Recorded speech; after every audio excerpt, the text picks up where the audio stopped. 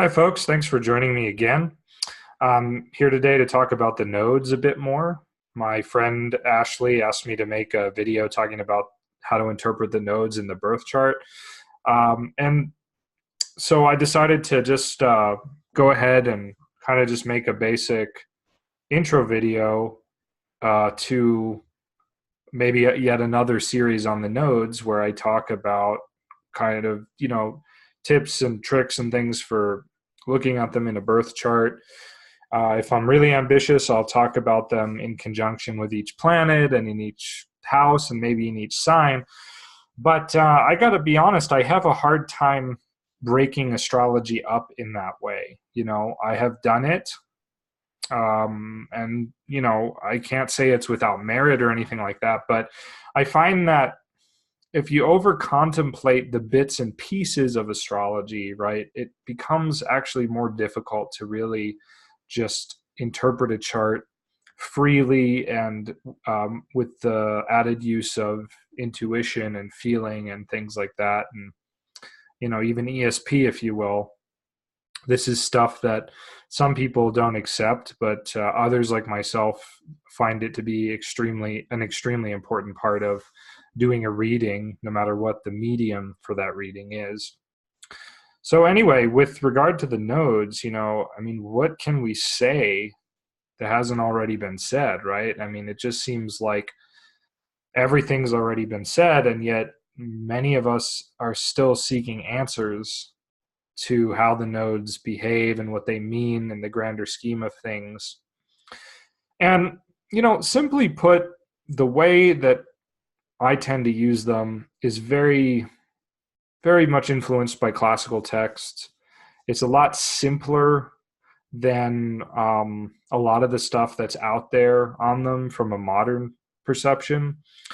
And that's because I don't want my astrology to be too complicated. Otherwise I get confused and I can't do a reading if I'm confused. And people aren't paying me to be confused. People are paying me to give them an idea about what's really going on, what's really up sometimes beyond their perception, or they need some sort of confirmation. And, if we're both confused, it's really not going to be a good reading. So anyway, with regard to the nodes, the simplest way to look at them is that Rahu, the north node, represents bottomless obsession, like a bottomless hunger, maybe is another way to put it. But it's this obsession with something where you want it so bad you can't stop thinking about it, you can't stop wishing for it, investigating it. You want it so bad that you want to become it and have it become you, and so on. It's, it becomes this grand ultimate desire that you believe will sort of fulfill you like nothing else possibly can. That'll give you the grand ultimate happiness or fulfillment, or if I could just get this one thing, I'd be happy, or my life would fall into place. So that's often what I've seen the North Node manifest as at the most basic level. Forget about the whys of it, forget about the hows of it. Everything can be related to karma. Everything can be related to the actions and dispositions and thus karmas in previous births and so on, right? We don't need an elaborate explanation for anything in astrology. It just is what it is. The question becomes, how are you going to deal with it, right? This is the life you're living. And so what do you plan to do with this life, right? Ketu, the south node, represents rejection, basically. It shows an area of life that we reject, that we basically don't want to deal with, or feel an extreme aversion to for some reason, and so sometimes that means that we want to make that thing that Ketu is, with some sort of divine image that's that's beyond anything in reality. So it's kind of like if a person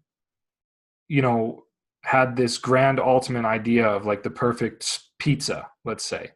And so they had this grand ultimate notion of pizza, and it got to the point where like every time they had pizza, it wouldn't live up to their grand ultimate notion. And so eventually they just stop eating pizza altogether. And every time they're offered pizza, they reject it and they don't want it, right?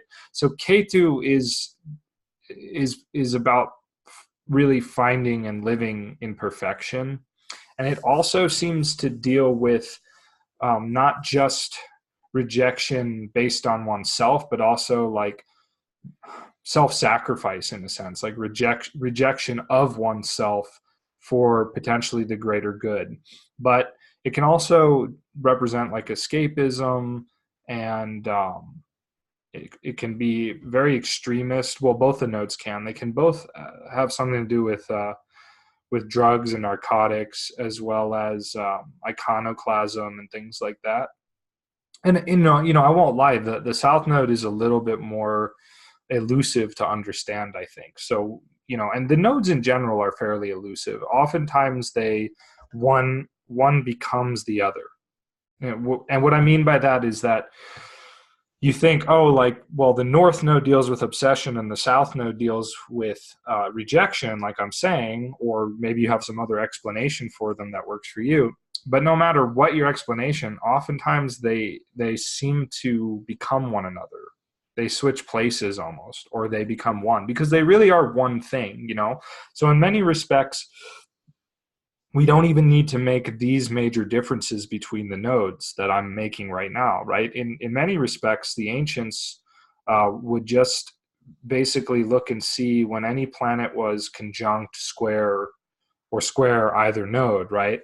And that it was basically being influenced by this nodal energy, which was causing some sort of like rift or schism or chaos, and making things unpredictable and strange and so on.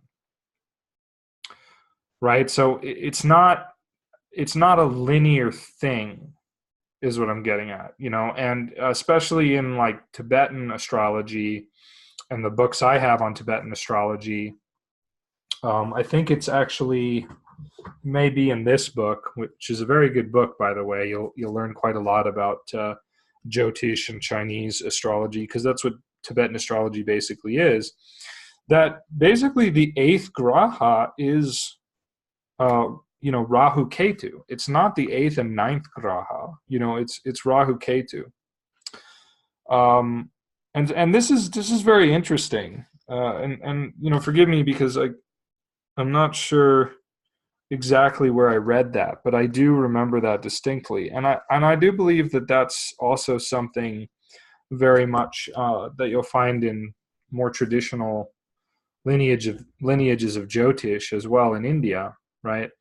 That the nodes are not really two different things; they're one thing, and so that's why they can sort of switch places or become one another, right?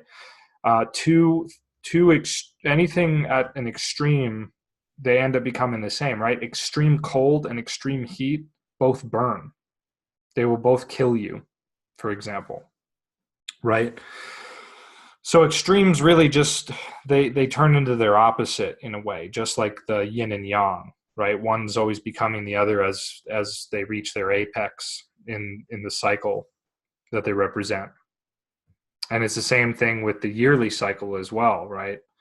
As soon as you have the longest day, then the day starts to wane and the night starts to increase. And as soon as you have the longest night, the nights start to wane and the day starts to increase, and so on. So it's the same thing with any sort of spectrum of opposites, it's a spectrum. They're not a sharply contrasted duality. The other thing I like to say about the nodes is that, like if we use the metaphor of this dragon, that Rahu, the head, is basically in search of the nectar of immortality, like in the Indian myths surrounding Rahu and Ketu, right? It's in search of this nectar of immortality in a sense, and it's not going to be satiated by anything other than this nectar.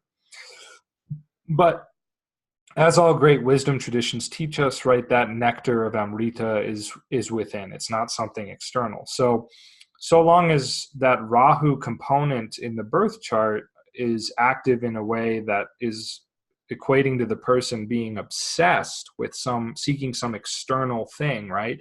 They're going to be obsessed with it.